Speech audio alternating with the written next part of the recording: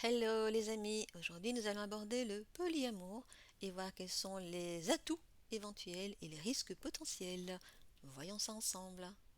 Alors commençons par un petit rappel des concepts. Par monogamie, on entend le fait de n'avoir qu'un seul partenaire. Dans sa vie, on peut avoir plusieurs couples monogames. Par polyamour, nous évoquerons le fait de créer des liens avec plusieurs partenaires. Il ne s'agit pas ici de baisse ou d'infidélité dans le sens commun du terme. Donc les liens créés vont rassembler un certain nombre d'ingrédients comme l'amour, la sexualité, mais aussi l'amitié, la tendresse, des intérêts communs. Donc ces relations parallèles librement consenties vont aussi souvent s'inscrire dans le temps, donc ce n'est pas nécessairement un coup d'un soir non plus. Donc l'idée est de faire preuve de transparence, d'aimer ailleurs sans mentir, sans se cacher et selon un accord des différentes parties. Mais voyons ensemble qu'est-ce que cela implique comme avantages et inconvénients. Alors, ce qu'on pourrait reprocher à la monogamie, c'est d'être responsable d'un taux de divorce élevé. Apparemment, ça ne marche pas si bien que ça. Donc, on s'enferme, on s'ennuie, on se déchire, on se lasse, on se trompe. Les variantes se déclinent à l'infini. De contrarier la liberté de l'individu, si on part du principe que la liberté, c'est de pouvoir avoir plusieurs partenaires, d'avoir du mal à allier le rôle de parent et d'amant passionné, d'étouffer les petites étincelles et les envies de découverte qui émergent au croisement d'une rencontre, d'un chemin,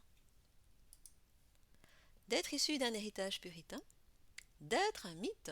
Donc l'être humain ne serait naturellement pas enclin à la monogamie. Il faut dire qu'en plus on vit de plus en plus vieux et que les possibilités de rencontre sont de plus en plus grandes, que ce soit via le net, via nos activités ou via le travail. De considérer les individus comme étant la propriété de l'autre, le fait qu'une seule personne ne peut à elle seule satisfaire tous nos besoins, d'éteindre le désir.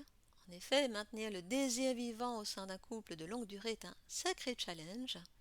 Donc le risque de s'enliser dans la routine ou l'ennui est réel. De générer des infidélités cachées, parfois très douloureuses lorsqu'elles sont découvertes. Alors ce que la monogamie peut néanmoins permettre, c'est de mettre la question des maladies sexuellement transmissibles de côté, de bâtir une relation en toute sécurité sans devoir être tout le temps au sommet de sa forme, d'apprendre à s'améliorer, à grandir, à exprimer ses besoins au fur et à mesure de l'évolution du couple, d'éviter d'être en proie à des doutes permanents, de s'investir totalement physiquement et émotionnellement, de s'ouvrir à l'autre, de se montrer parfois vulnérable, ce qu'on n'ose pas faire parfois dans les relations parallèles. En cas de dysfonction sexuelle, une relation solide basée sur la confiance et sans concurrence sera toujours un atout supplémentaire pour les vaincre. D'avoir du temps à soi, encore que déjà comme ça c'est pas gagné. Si on est parent en plus, trouver du temps à soi est déjà un défi. Vous pensez bien qu'avoir plusieurs couples demande beaucoup de temps et d'énergie. Permettre le deuil de la perfection et accepter l'humanité de l'autre avec ses faiblesses et ses richesses. De développer sa créativité pour ne pas sombrer dans la routine. Les atouts maintenant du polyamour. Vous avez plusieurs amis et vous les aimez tous, même si différemment. Certains d'entre vous ont plusieurs enfants, vous les aimez tous, même si différemment.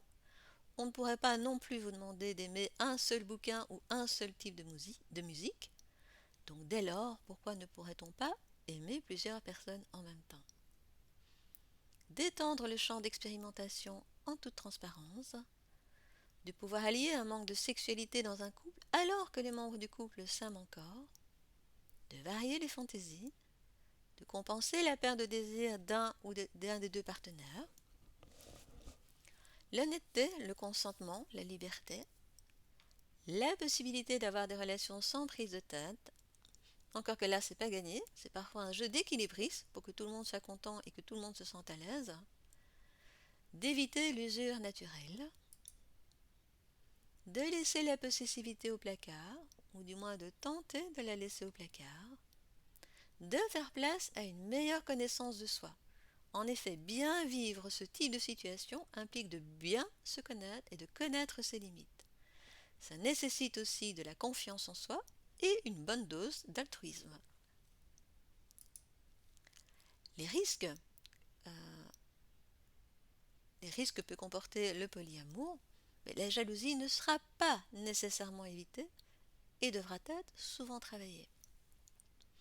La propagation des maladies sexuellement transmissibles, croire qu'on va ainsi atteindre un idéal. L'idéal, il n'existe pas. Donc chaque système a ses avantages et inconvénients, donc c'est pas pour autant qu'on va être pleinement comblé. Alors il est déjà difficile de construire un couple et d'en dépasser les difficultés. Alors gérer plusieurs couples, il faut une bonne dose de patience.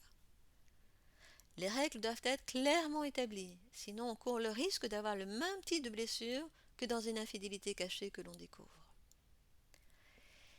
Il faudra concilier avec les agendas parfois chargés de chacun, ce qui est parfois un véritable casse-tête. Ce n'est pas parce qu'on a plusieurs partenaires qu'on a la curiosité d'explorer davantage sa sexualité.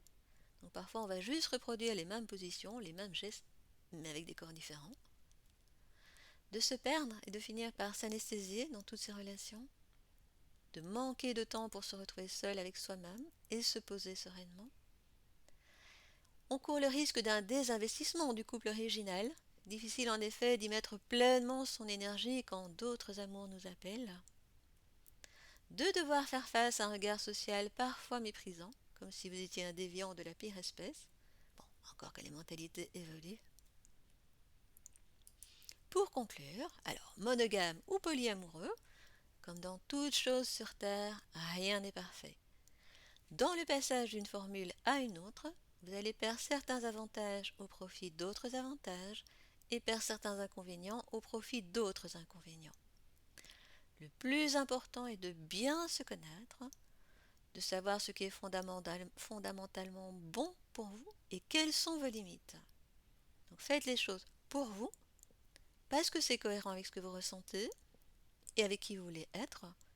Ne faites pas les choses pour faire plaisir à un autre, par imitation à une mode.